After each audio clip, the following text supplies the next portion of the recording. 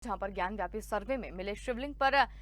राग भोग और पूजन अर्चन के लिए दाखिल त्वरित आवेदन को जिला जज डॉक्टर अजय कृष्ण विश्वेश की अदालत ने खारिज कर दिया है। स्वामी अविमुक्तेश्वरानंद की ओर से दाखिल इस आवेदन पर अदालत ने टिप्पणी भी की है। अदालत ने आदेश में कहा है कि आपके आवेदन से ये साफ है कि आपको 16 मई को जानकारी हो गई थी कि ज्ञान व्यापी में शिवलिंग मिला है। यदि प्रकरण इतना आवश्यक प्रकृति का था तो 16 मई से 31 मई तक बात प्रस्तुत कर सकते थे, जब सिविल कोर्ट खुला हुआ था। इस प्रकरण में ऐसा भी नहीं हुआ है जो त्वरित प्रकृति का है या इससे किसी भी जरूरी हित प्रभावित हो रहा हो। गर्मी की छुट्टी के कारण सिविल न्यायालय बंद है। ऐसे में आप सिविल कोर्ट खुलने के बाद में आए, आपको सुनवाई के लिए उचित अवसर दिया जाएगा। आपको बता दें कि स्वामी अविमुक्तेश्वरानंद ने जिला जज की अदालत में CPC 151 के तहत ज्ञान व्यापी परिसर में मिले शिवलिंग को भगवान आदि विश्वेश्वर का स्वरूप बताते हुए राग भोग पूजन अर्चन की मांग की है। उन्होंने इसे त्वरित आवेदन के रूप में भी स्वीकार करते हुए वेकेशन जज से सुनवाई के लिए आदेश पारित करने की मांग की थी। जिला जज की अदालत ने इसे त्वरित आवेदन मानने से इनकार करते हुए आवेदन को ही खारिज कर दिया है।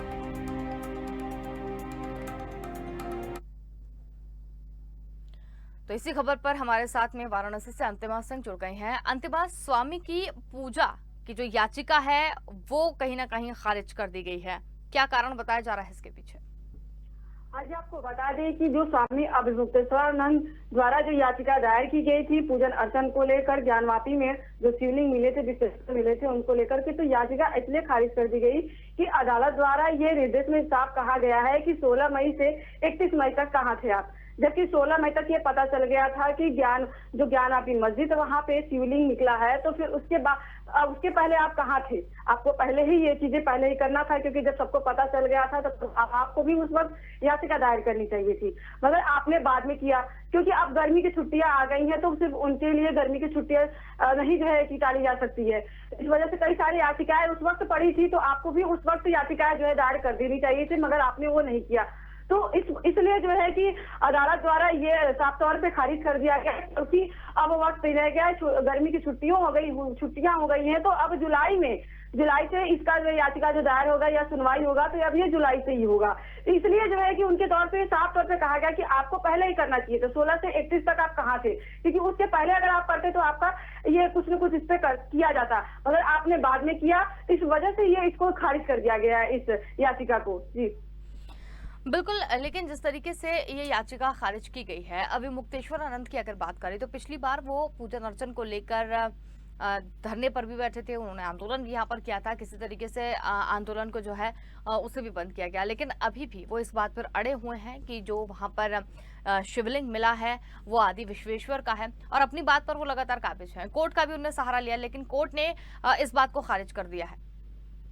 जी आपको बता दें कि वो अपने बातों पर एकदम अड़े हुए हैं। उनका कहना अगर हमारी बात नहीं मानी जाएगी तो हम 11,000 संतों मतलब वो संत महात्माओं को लेकर आगे आएंगे और इस बात पे अड़े रहेंगे कि विश्वेश्वर की उनके पूजा करने और उनका जो है आराधना करने का उनको अधिकार दिया जाए। रोज प्रतिदिन जिस तरह से उन्हें अधिकार सनातन धर्म में पूजन अर्चन करने का एक अधिकार होता है, एक मौलिक अधिकार होता है, उसी तरह से उनका जब वहाँ शिवलिंग मिला हुआ है वहाँ ज्ञानवापी मस्जिद में, तो उनका भी ये कहना है कि हमें अधिकार मिलना चाहिए, हम इसके लिए आंदोलन करेंगे, कुछ भी होगा वो हम करने को तैयार है। संत समाज इसको लेकर के बहुत आगे बढ़ रहा है। वो उन्होंने कहा है कि संत समाज को आगे लेकर आएंगे और इसके विरुद्ध वो खड़े होंगे ताकि हमें ये दर्शन पूजन का और पूजा करने का अधिकार प्राप्त हो सके। किसी प्रकार से वो पीछे हटते हुए नजर नहीं दिख रहे हैं। जी बिल्कुल अंतिमा, अगर याचिका की बात करें तो जो याचिका की यहाँ पर बात की गई थी कि 16 तारीख को ये पता चल गया था कि ज्ञान व्यापी में जो फव्वारा जैसी आकृति जो बताई जा रही है वो शिवलिंग है, तो 16 से 31 मई तक जब वो वहां पर नहीं पहुंचे हैं तो किस तरीके की फटकार जो है वो लगाई गई है?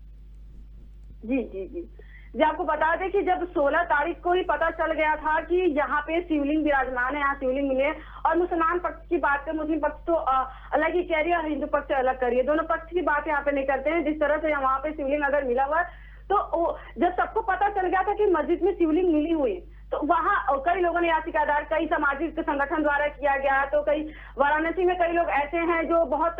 नामी गामी लोग, कुछ ऐसे वरिष्ठ वकील वगैरह उन लोग के द्वारा, तो कई लोगों के द्वारा ये किया गया, संत समाज में इसमें आगे आए। तो उनको यही कहा गया कि जब आपको उस वक्त ही करना चाहिए था, क्योंकि जब आपको पता चल गया था कि जब शिवलिंग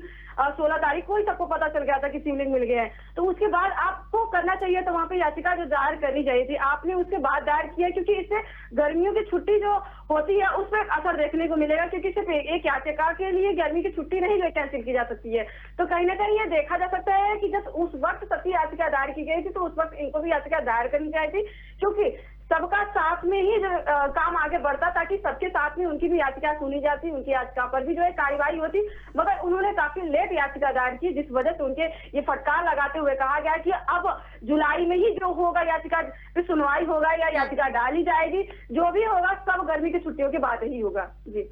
बिल्कुल अंतिम, ये तो कोर्ट ने अपना जो आदेश है वो यहाँ पर सुना दिया है कि जो भी होगा अब गर्मी की छुट्टियों के बाद ही होगा। अब मुक्तेश्वरानंद अब आगे क्या कदम उठा सकते हैं? क्या उन्होंने अभी कुछ बयान के जरिए ये बताया है कि अगला कदम उनका क्या होगा?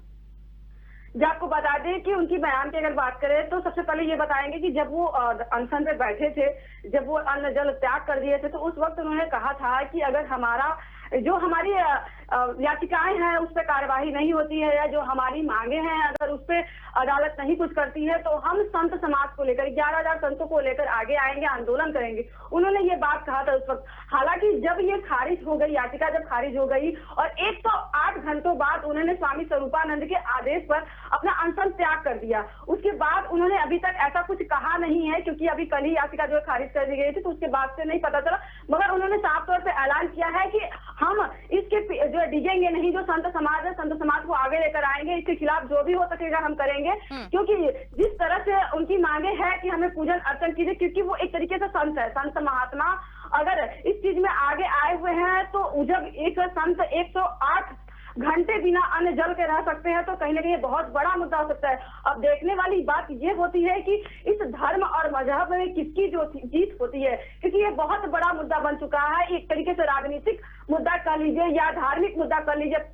ये बहुत बड़े मुद्दे बन चुके हैं। इसको लेकर के संत समाज इस तरह आगे बढ़ रहे हैं कि वो पीछे हटते हुए नजर नहीं आ रहे हैं, क्योंकि जिस तरह से उनका रवैया दिख रहा है, जिस तरह से वो आंदोलन करने पर उतर गए हैं, जिस तरह से वो अनशन कर रहे हैं, तो कहीं ना कहीं ऐसा लगता है कि बहुत बड़ा मोड़ ये केस पर आने वाला है, क्योंकि संत समाज अपने अलग तरीके से आगे बढ़ रहे हैं और दूसरे समाज की तरफ वो अलग तरीके से बढ़ रहे हैं। तो कहीं ना कहीं देखना दिलचस्प होगा कि आखिरकार इस मुद्दे पर किसकी जीत होती है, क्योंकि जो अनशन त्याग किए हैं कहीं उनका तबीयत भी बिगड़ गया है, तो बहुत सारी चीजें को देखते हुए ये बहुत बड़ा कदम उठाया है उन्होंने। जी चलिए अंतम, बहुत धन्यवाद हमारे साथ में जुड़ने के लिए, तमाम जानकारी हमारे साथ में साझा करने के लिए। तो स्वामी की पूजा की याचिका खारिज कर दी गई है।